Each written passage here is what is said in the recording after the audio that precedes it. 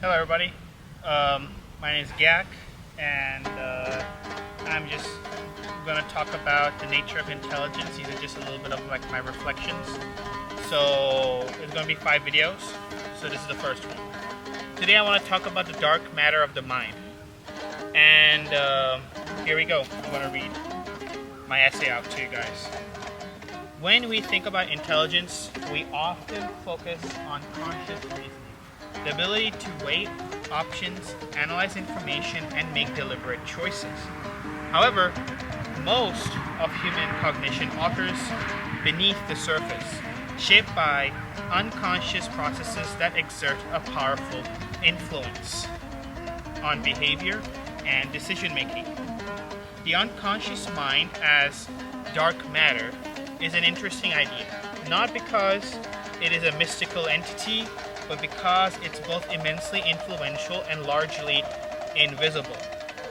Just as dark matter in physics shapes galaxies without directly being observable, the unconscious mind steers human thought, actions, and perceptions in a way that we rarely notice.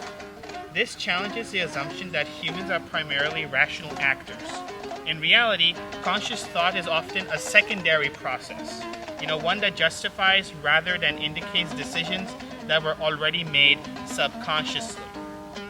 So, the unconscious mind operates like a vast intelligence network, constantly scanning, filtering, and prioritizing information before it reaches conscious awareness. Consider the following. Sensory filtering. The brain receives far more information than it can process. The unconsciousness decides what gets through to conscious thought, or do you think actively. Then we have emotional priming. Emotional priming, we often feel a certain way about something before we can articulate why. And our unconscious already shapes our perception this way. It's also the phenomenon of the gut feeling. You may have heard of this one. So that's where that comes from. And then pattern recognition. The brain anticipates events before they even happen, using subconscious data processing to make predictions. And one could argue that this pattern recognition forms common sense, and I believe so. That's how people generally recognize this processing. In effect, the unconscious acts as an editor, only presenting a curated version of reality to the conscious mind, what we actually remember. For example, when we make a decision, we assume that we are weighing evidence objectively, but in truth, the unconsciousness has already filtered out options that deemed unimportant, meaning that the conscious mind is choosing from a pre-selected menu. This means that many decisions we believe are rational choices are actually predetermined by a hidden cognitive mechanism. This also explains that gut feeling and intuition that I mentioned earlier. They're not magical, but rather the result of subconscious processing, picking up on patterns, and the conscious mind that has not articulated yet. And what do we do about this information? So what I would say is that we have figured out, or this is a way to understand decision making. And those who can understand the unconscious mind can manipulate it, whether within themselves or in other people. Here's some applications. Propaganda and persuasion. Effective messaging bypasses rational thought and targets unconsciously directly through the emotional triggers, repetition, and subconscious framing, subliminal messages, etc. And in cognitive warfare or psychological warfare, states and organizations uses information control to shape what people think is even possible, structuring narratives that pre-filter acceptable ideas. This is where censorship from organizations and governments kick in to influence your conscious thinking, because it's doing the job of the unconsciousness. Okay, and then behavioral economics. Companies manipulate hidden cognitive biases to guide consumer choices without them realizing it.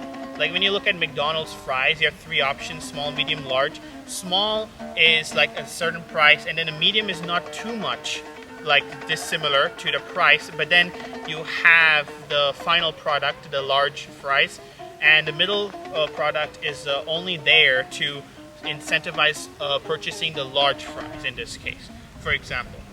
One of the greatest illusions of modern society is the belief that we have complete agency over our choices. But if unconscious acts act as hidden gatekeepers, then what most people operate within a cognitive framework that they did not choose to begin with, one that was shaped by culture, media, ideology, and social conditioning long before they were even aware of it. So what is a key takeaway from this fact? It's that understanding the unconscious mind gives power over decision making.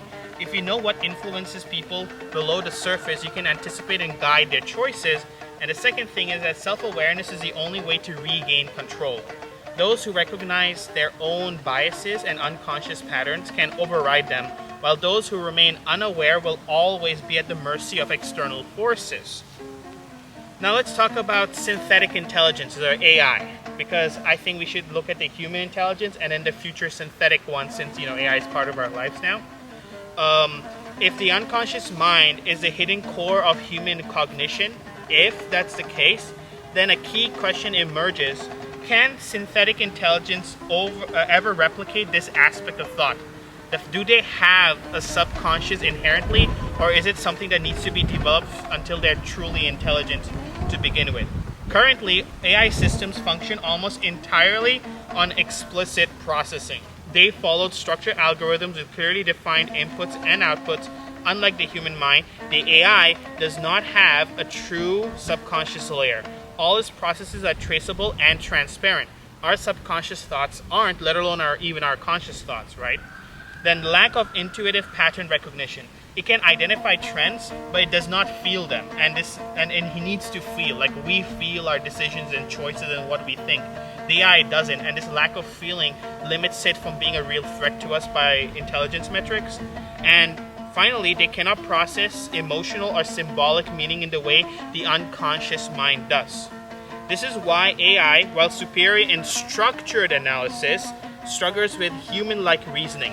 Human intelligence is just not about containing yourself with data, but also knowing what to focus on, what to ignore, and what meaning lies beneath the surface.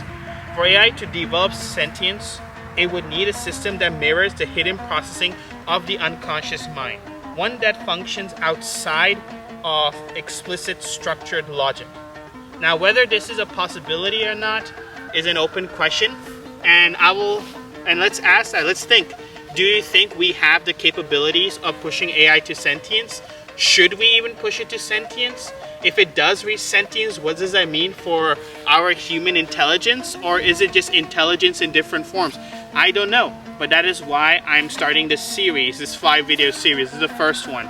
So yeah, we're exploring the nature of intelligence, and yeah, leave a comment down below and subscribe if you want more of these kinds of conversations.